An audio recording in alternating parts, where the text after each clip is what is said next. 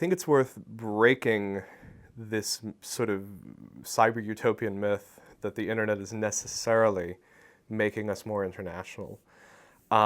Because I think it actually would be very useful if the internet were making us more international. We're at a moment in time where many of the interesting political, social, environmental challenges are transnational.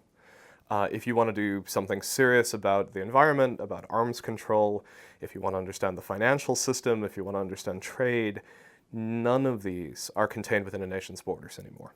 One thing that I think is fairly interesting is that early on in the internet, people often came online because they were looking for a community around a very specific interest. So if you were interested in something esoteric, you might come online, find people around the world, or at least whoever was online at that point, make friendships that were somewhat non-geographic. Now, with the rise of things like Facebook, other social networks, we see a lot of replication of offline social network online. If you think about what happens on Facebook, the first thing Facebook asks you to do is find who you went to high school with and who you went to college with. So essentially, if they were already your friends by virtue of the fact that you grew up in the same neighborhood, they're now still your friends online. And then we go a step further.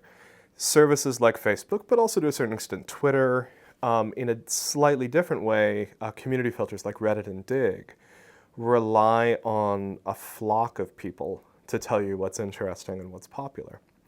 And if your flock is sufficiently diverse, that's great. But if you happen to go to a flock that has a lot of people who view the world the same way, you may miss some very valuable pieces of information. There's a very old and very well documented trend in sociology called homophily.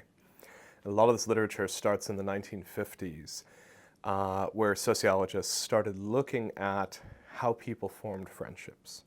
And it turns out that even in a friendship of, even in a community of people of different races, different genders, so on and so forth, you'll see biases in friendship formation. You'll see pervasive biases. They tend to be racial, gender-based, religious, so on and so forth.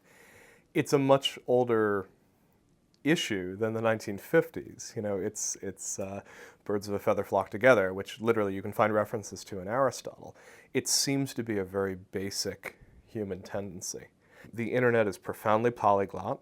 We're in this very strange moment where, as an English speaker, there's a smaller percentage of the internet that you understand every day because more and more content is coming out there. And it's quite likely that Chinese, there are now more Chinese-speaking users than there are English-speaking users, or roundabout. They're sort of running neck and neck within that space. It's reasonable to believe that there will be more Chinese content than English content in the foreseeable future. So translation, pervasive, transparent, by default translation, is a way that we need to go. We don't translate because it's a lot of work, and instead what we generally do is we look for something in our own language instead.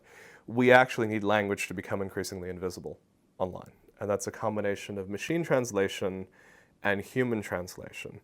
But translation needs to be what we do by default. One of my favorite projects is called Midan, midan.net. Midan is a project launched in the United States designed to open dialogue between English and Arabic speakers. And the idea behind it is that stories are published from newspapers, generally focused on the Middle East, but newspapers from all over the world. They're published on the site, and they, as well as every comment put up, are automatically translated between Arabic and English. However, since automatic Arabic-English translation is pretty bad, there's a group of people who then come in and do manual translation of the same comments to sort of clean them up after time. So the idea is you pick a story that's of interest to both English and Arabic speakers. You use machine translation to do the automated piece of it so that it's quick. You use human translation as soon as you can get to it to make sure that it's readable and accurate. And you translate the whole comment thread. And then what you have to do, of course, is make sure that it's widely known in the communities that you're talking to. I think the problem in many ways is that, again, we all flock to the media that we're comfortable with. The Guardian, I'm sure has a much bigger audience in the UK and the US than it necessarily does in the Gulf. To actually get a dialogue going back and forth, there might need to be a partnership between The Guardian and Al Jazeera, for instance, so that everyone is going to the sites that they're most comfortable with, but jointly going ahead and trying something to look at common material using these strategies of translation and bridging. The final thing that I would say on that is that that project would never work unless you had people in the community who were bridge figures and who were deeply committed to that idea of getting dialogue between the two. Because these dialogues tend to be uneasy. Both sides almost always have poor assumptions about the other. They need to be corrected, but they need to be corrected gently. Because what you're looking for is a conversation, not to win a fight.